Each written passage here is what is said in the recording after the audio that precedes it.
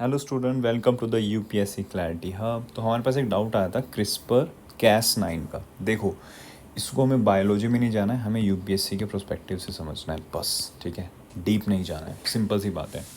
CRISPR ना एक memory system होता है बैक्टीरिया में। बैक्टीरिया क्या होता है, बैक्टीरिया के साथ भी प्रॉब्लम क्या होती थी, जैसे वायरस अंदर में एंटर करता है बैक्टीरिया में और उसके डीएनए के साथ कंबाइन करके वायरस क्या करता है, उसको बीमार कर देता है। ठीक है, इस तरीके से समझो कि वायरस वायरस आएगा डीएनए के अंदर, एंटर होगा और उसकी मशीन को यूज़ करके अपने और वायरसेस बनाता था। तो ऐसे क्या होता था, बैक्टीरिया भी बैक्टीरिया को डाई कर देता था। कौन? वायरस।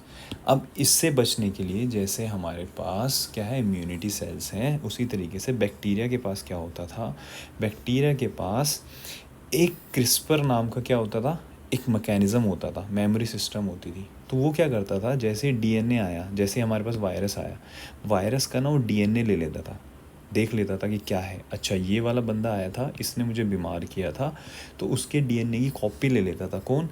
क्रिस्पर एक सिस्टम है किसके अंदर, बैक्टीरिया के अंदर। इतना समझ में आया? अब वो ले लेता था।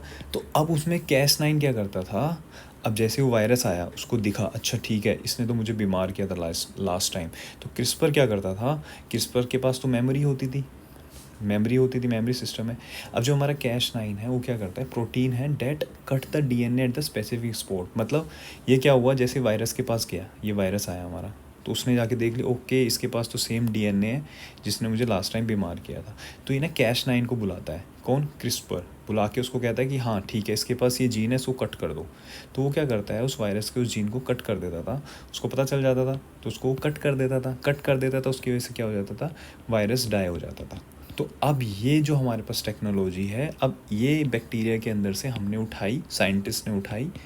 साइंटिस्ट ने क्या किया, इसको यूज़ करने लगे ह्यूमन सेल में, प्लांट सेल में, हर जगह जहाँ पे भी उनको जीन एडिटिंग करना था। अब जीन के अंदर सीन क्या है हमारा, सपोज हमारे पास डीएनए है, ठीक है, डीएनए के अंदर जीन्स है हमारे। अब मेरे को ये वाला जीन है, प्रॉब्लम कर रहा है, ठीक है, तो मैं क्या करूँगा, मैं उस जीन का क्रिस्पर की हेल्प से क्या करूँगा, उसको बताऊँगा क्रिस्पर को कि हाँ मेरे को ना ये स्पेसिफिक जीन हटाना है। ठीक है, तो क्रिस्पर क्या कहता है, उस क्रिस्पर के पास वो इन्फॉर्मेशन होती है कि ये स्पेसिफिक जीन हटाना है। तो क्रिस्पर क्या करता है, उस स्पेसिफिक जीन के पास आसपास जाके उसको बताता है किसको, Cas9 को, प्रोटीन को, कि हाँ ये वाला स्पेसिफिक जीन हटाना है, क्योंकि इसके पास क्या होती है, मेमोरी होती है। तो Cas9 क्या करेगा, वहाँ से जाके ना उस जीन को कट कर देगा। अब कट करके उसको बाहर निकाल देते हैं। ठीक है, या तो ये खुद से हो जाता है, या फिर यहाँ पे एक आर्टिफिशियल नहीं, मतलब किसी कुछ और डीएनए हम यहाँ पे फिक्स कर देते हैं। ठीक है, इस तरीके से हम यहाँ से क्या कर सकते हैं, यहाँ से डीएनए निकाल सकते हैं। अब ये हमारा फ़ायदेमंद कैसे होगा, क्या होगा कि जो भी हमारा जीन, अब क्या करो, इसका एप्लीकेशन क्या है, यूपीएससी में एप्लीकेशन ये है कि आपको कोई भी लग रहा होगा कि हाँ ये जीन है, ये हमारा ना प्रॉब्लम क्रिएट कर रहा है, ठीक है, इसकी वजह से ना कोई प्रॉब्लम है, तो हम क्या करेंगे, क्रिस्पर Cas9 की वजह से वो जीन को निकाल लेंगे, उसकी वजह से हमारी प्रॉब्लम सॉल्व हो जाएगी। तो हमें क्या हेल्प मिल रही है इससे, जीन एडिटिंग में हेल्प मिल रही है ना। और क्या, can be use to screen the gene involve in various biological process, और ये हेल्प करता है आइडेंटिफाई करने के लिए पोटेंशियल ड्रग टारगेट, कि कहाँ पे हमें क्या करना है, टारगेट को स्पेसिफिक, सपोज किसी को मेडिसिन चाहिए, वो स्पेसिफिक टारगेट पे जाके लगेगी ना, क्योंकि हमारे पास क्रिस्पर से पता चलेगा कि ये स्पेसिफिक एरिया है जहाँ पे मेडिसिन को हिट करना चाहिए। ठीक है, तो इतना ही याद रखना है कि क्रिस्पर क्या है, एक मेमोरी है जो डीएनए का सीक्वेंस को याद कर लेती है, और Cas9 क्या करता है, उस मेमोरी को यूज़ करता है और वहाँ से स्पेसिफिक जीन को टेक आउट कर लेता है।